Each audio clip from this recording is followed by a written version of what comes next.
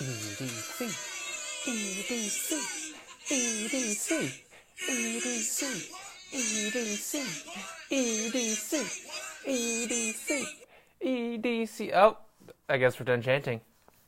But yes, you can hear it all across the nation, across Ravens Nation, the people chanting Eric Decosta's name.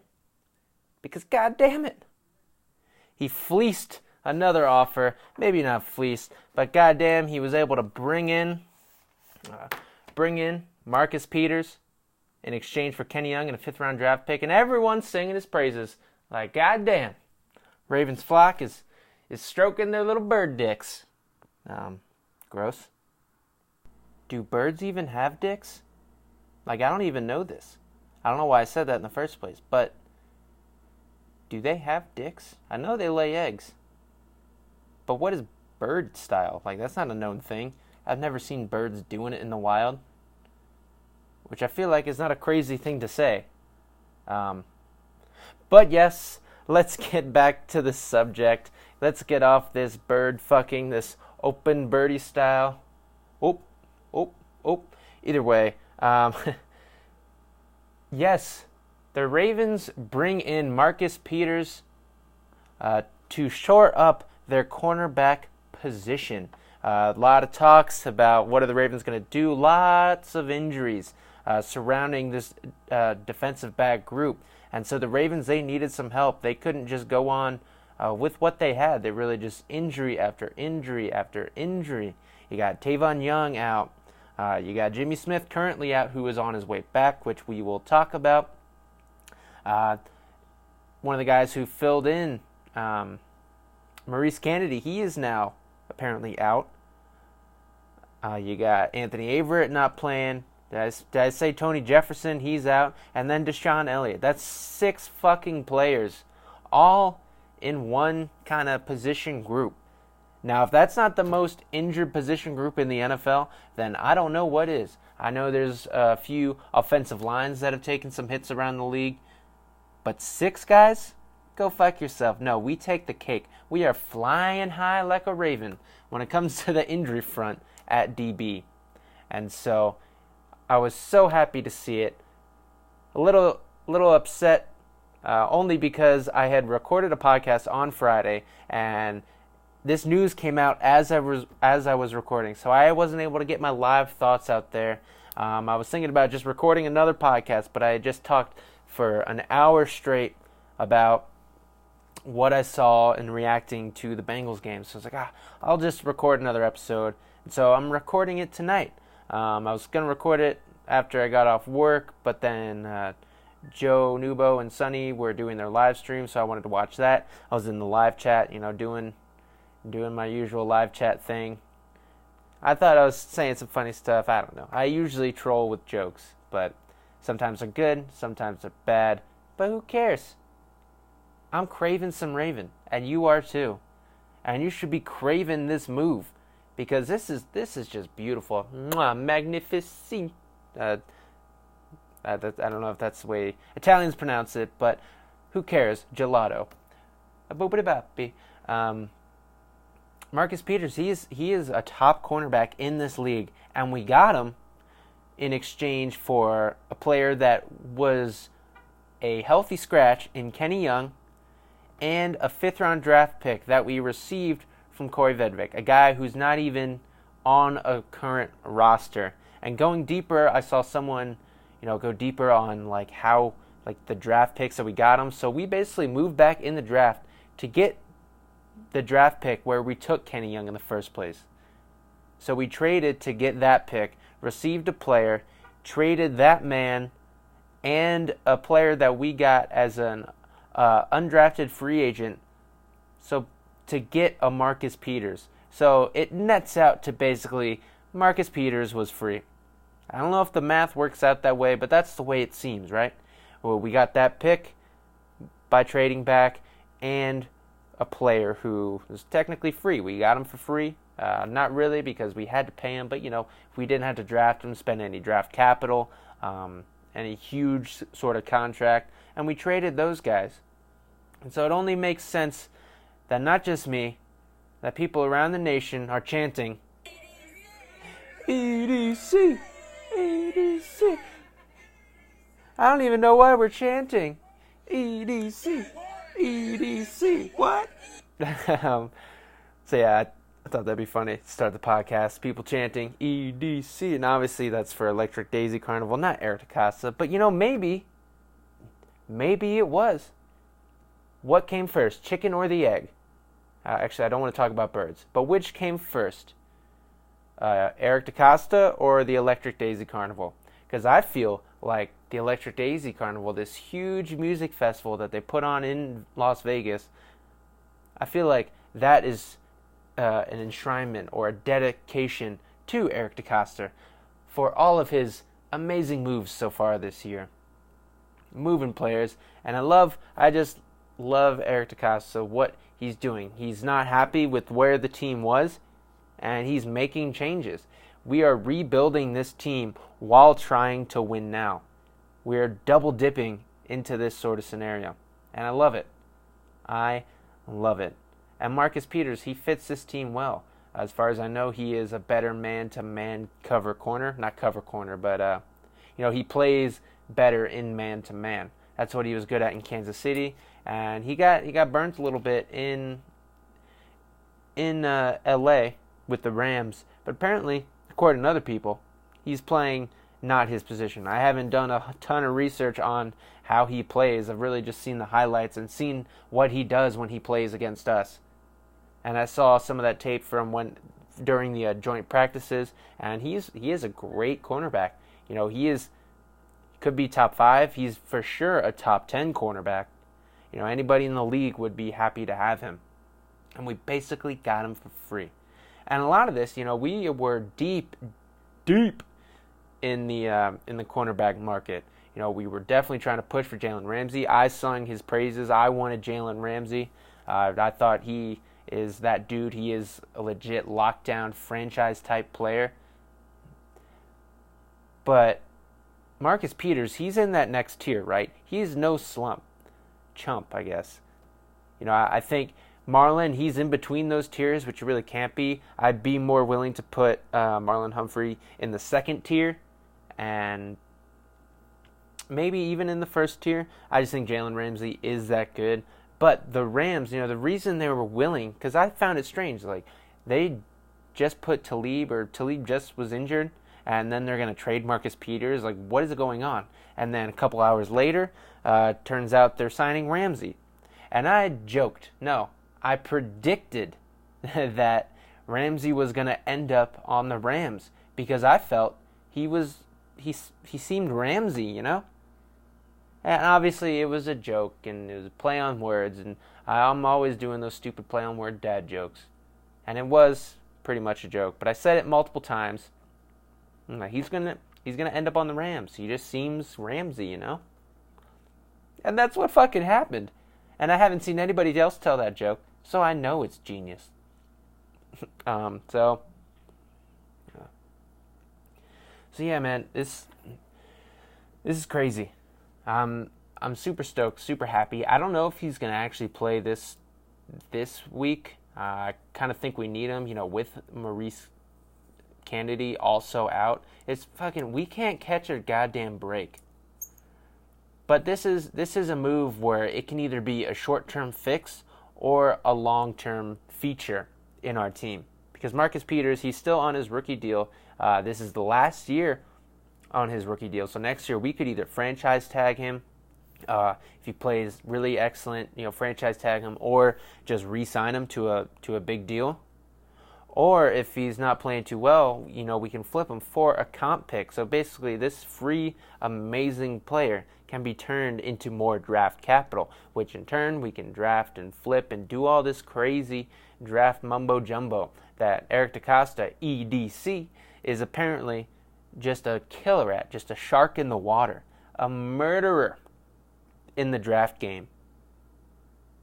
So this will definitely shore up our cornerback room somewhat. With Jimmy Smith slowly but surely coming back, I feel like in the final stretch, maybe not these upcoming weeks, but as the season comes to an end and we're going to need to make those last few stops and stands in a game, and we're going to need to have these wins to get into the playoffs maybe, or to solidify our position as a top team in the AFC. We're going to have Jimmy Smith just getting healthier and healthier and more back into football form, while Marcus Peters is also getting more and more used to our playbook, getting, entrenched in our style of play. And I love the fact that this is amazing. We've always said this year that the cornerback is the deepest group, our DBs are the deepest group on our team, maybe in the whole NFL. And so the football gods, I talked about this last podcast, football gods striked us down, threw some lightning, say, hey, calm down, we're going to test your little fucking theory, Ravens flock. We're going to test your theory. How deep is this position group, huh? What happens if we get rid of 6 players? Are you deep now? And I'm happy because we are that deep that it hasn't been a failure, right?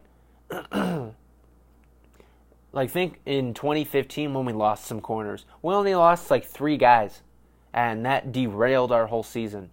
We lost 6 guys this time, and we are average on defense, right? Average. We're not below average, okay? So that is something super positive and super awesome that you can take away from this, and we're building onto it. Our wall is already strong, and we're just putting more and more blocks onto it, and I love this. And people are now saying, oh, now all we need to do is get a pass rusher. But you know what? I don't think we need to. I think we shore up our defensive backs. That will keep the quarterback in the pocket longer, right? A coverage sack, as you will. But quarterbacks against us have been getting the ball out of their hands extremely quickly. I don't know if the stats will say that, but the stats also say that we're one of the top teams in win percentage on our pass rush. So it's like, where are all these sacks? Our pass rush is so terrible, but yet the stats, according to I think it's either PFF or the other stat one. This is obviously very professional. I obviously did my research here. So apparently our win rate on our pass rush is top. Maybe not the top. I think it's like number 4, number 3. It's something ridiculous where it's like, well, everyone in Ravens Nation is saying that our pass rush is terrible and we need to sign a guy. But the stats say otherwise. And I just think, we make it so that the quarterback holds the ball. We'll be able to get those sacks. And not only that, we don't really have the money to do that. If we decide we want to get a pass rusher who is skilled enough to actually help us, that is not going to be cheap. Right player, right Decosta. And Marcus Peters is the right player and the right Decosta. He was basically free. I already said it. I keep saying it though.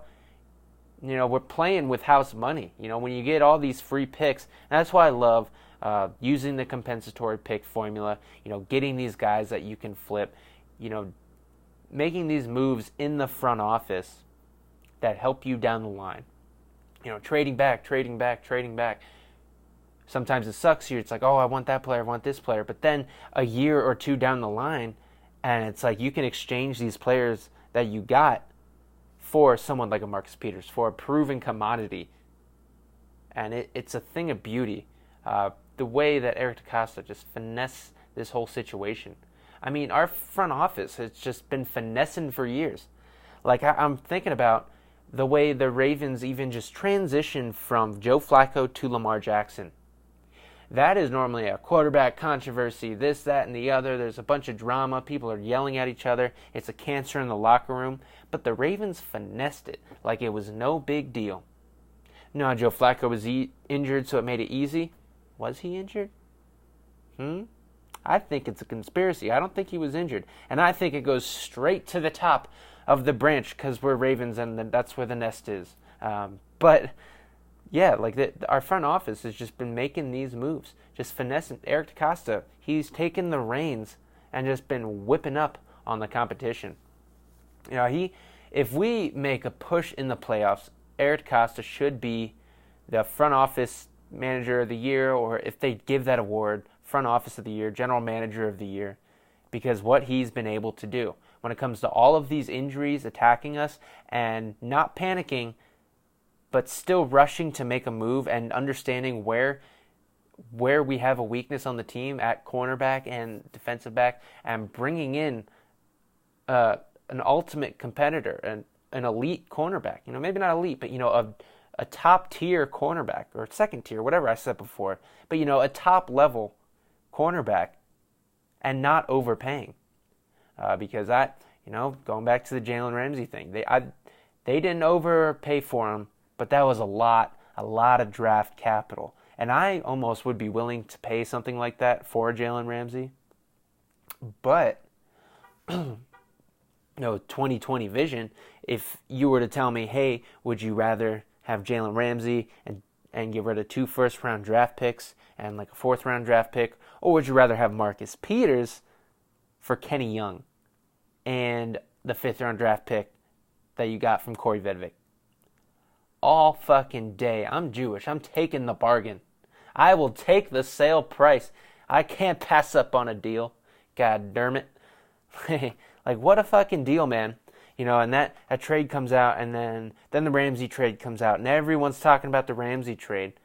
But it's like, you look at those trades side by side, and I feel like anybody in the NFL, when you look at it, big perspective-wise, eyes wide open, looking at it, oh man, Ravens got a hell of a deal. And I think in these coming weeks, that's what people are going to be talking about when they see Peters performing. And I wouldn't doubt, I wouldn't be shocked, I wouldn't be surprised if Marcus Peters actually outperforms Jalen Ramsey for the rest of the season. Because the Rams, they're going to be depending on him. He is going to be their corner piece. And I think the rest of their defense, besides Aaron Donald, they're going to have to step up. There's not as much help. But Marcus Peters comes into a Ravens defense that kind of suits his abilities of being a ball hawk, gambling a little bit, being able to shade a safety in Earl Thomas, who's one of the biggest ball hawks of all time. So you got 2 ball hawks. Imagine covering 1 wide receiver, one side of the field. That is elite. And I can see the Ravens, they've done this before when they bring in free agents or just people from other teams. They say, no, be you. We want you to be you.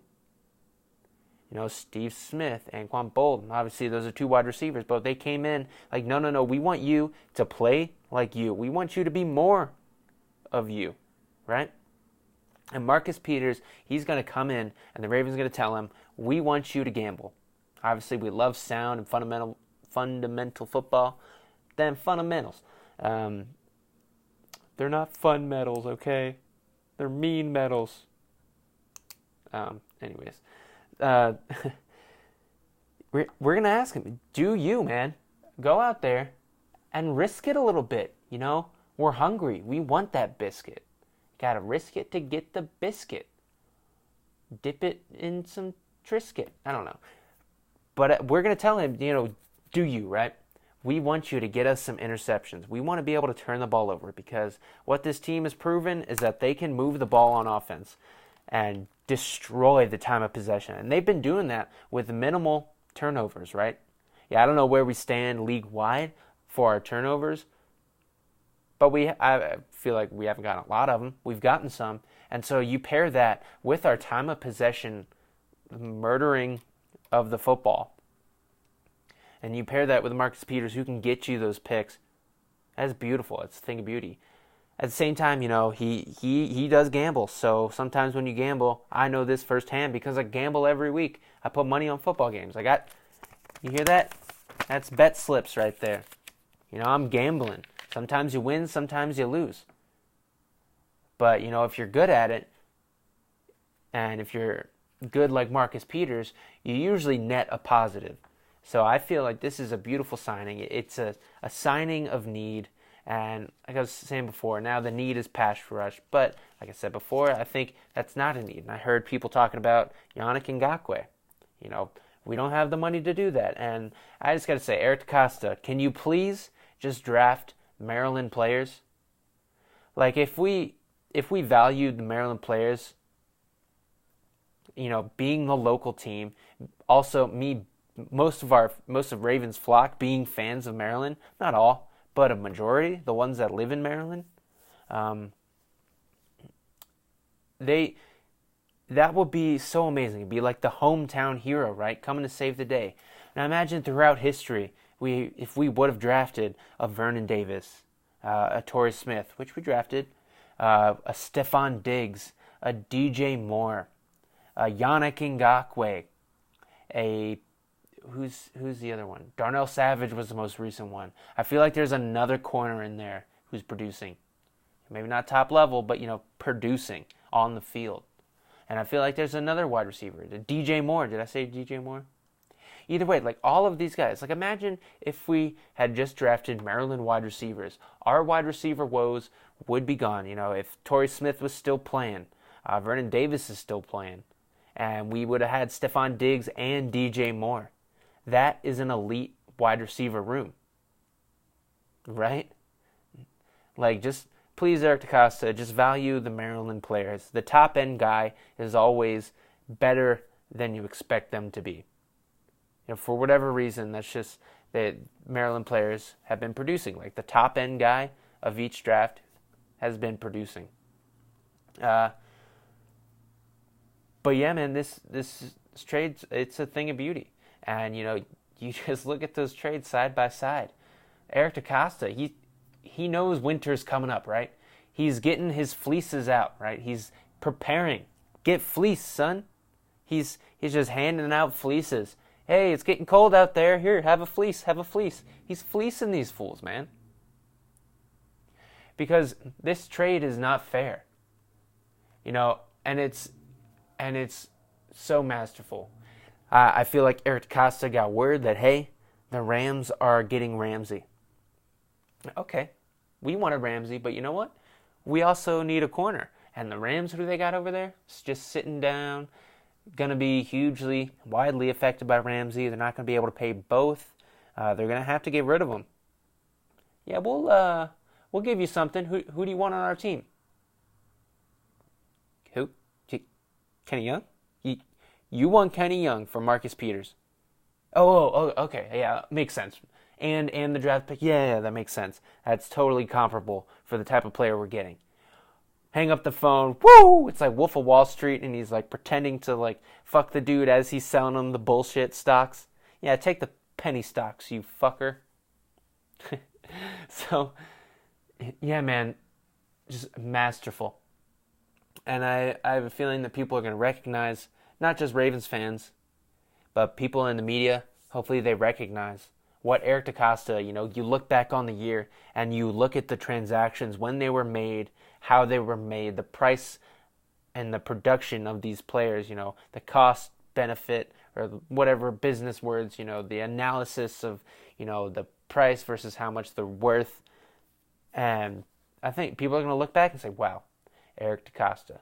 I love listening to Move the Sticks podcast. It's a podcast by Daniel Jeremiah and Bucky Brooks. They're former scouts on NFL teams, so they kind of dive into that world, building a roster and drafting players kind of world. You get an inside look, and it's a thing of beauty. So they know these general managers. They talk about them and what was a good move. And I think the next podcast, they're going to be talking about this for sure.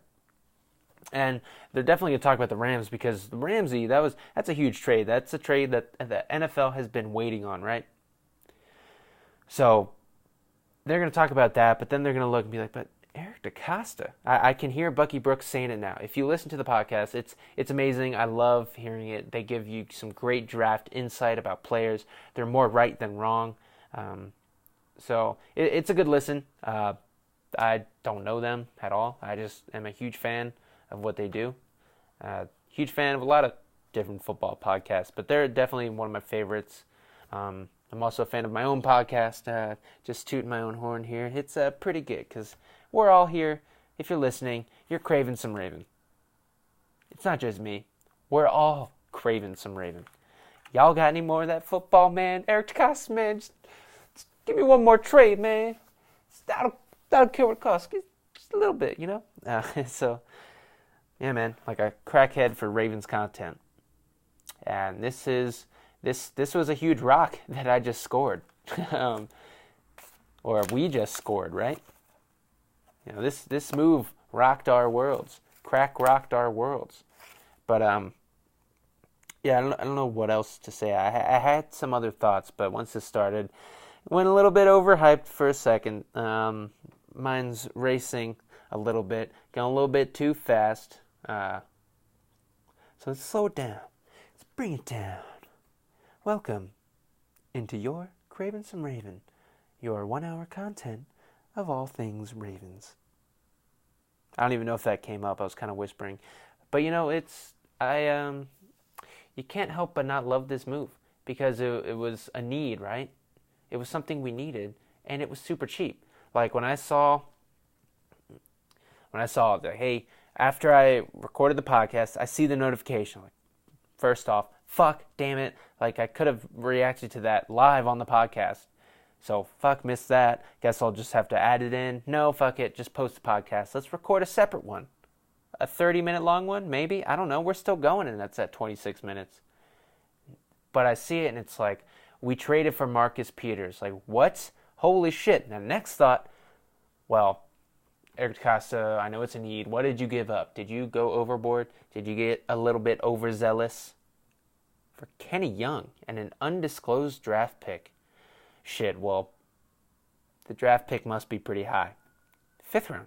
Oh, the one from Corey Vidman? The free one? Say what? Yes, son. Yes. Yes. Dude, yes. Remember in old school when Will Ferrell shoots himself in the jugular and that guy's like, yes, dude, yes. That was my reaction.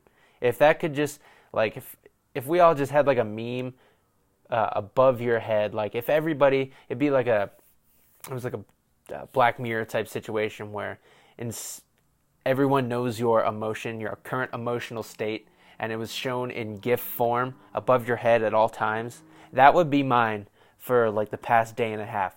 Just yes. Yes. Dude, you just shot yourself in the jugular. Or what? Yeah. That was my mood. Yes. Because this is dope, man. Dope man. Yeah, I don't know what else to say. Yeah, it's just, you know, it's not going to be an immediate impact, but I feel like Don Wink Martindale, he can just say, hey man, go out there, you cover this guy. This is your man. We're going man to man, and this is your man. Very simple. He can come in and do that. Marcus Peters, like I said, is a great cornerback. He can come in, like, oh, you want me to cover this guy? I can do that. And slowly but surely learn the playbook a little bit more so we can get a little bit more exotic. And then Jimmy Smith is going to come back. The Maurice Kennedy is going to be healthier. And we're just now going to have just a huge bevy of cornerbacks like we did at the beginning of the year. We'll still be out Kenny Young. We'll still be out Tony Jefferson.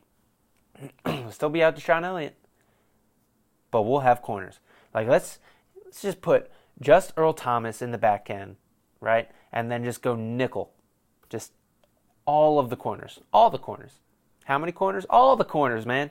Just throw them out there. And, you know, it just feels like we will be getting healthy at the right time. And that's how teams have success later on in the year. It's almost a blessing to have a good player go out early, only if you continue to win. So you get basically that rest and you get that, you know, coachability, or you get that game experience for everybody else, and then you get your guy back and you can keep everyone rested, right? You can go from back to forth, because if you continue winning, that means your guys are stepping up and making good plays. So then you're able to switch out these cornerbacks. You don't need them running each and every play. You can keep them healthy, or keep them winded. No, not winded. You know, keep them good, right? They don't need to be out there on every single play. And then that helps, you know, your special teams too, because now your starters aren't out there trying to run down a kick. So it just helps everything, and we're going to be getting healthy at the right time, going against this last stretch of games, that final push into the playoffs, and it's just about getting into the dance. And I know you don't want to sing praises like, yeah, if y'all think we're winning the Super Bowl, then go fuck yourself. I've heard Ravens fans say that, and I get that. You don't want to set your expectations so high. But you get into the playoffs, you never know what's going to happen. We won in 2012, and that who the fuck thunk that, right? You just got to get into the dance, and then you can hope that your guys can pull together a good run. And that's what Super Bowl teams do. And you never know until you're in the dance.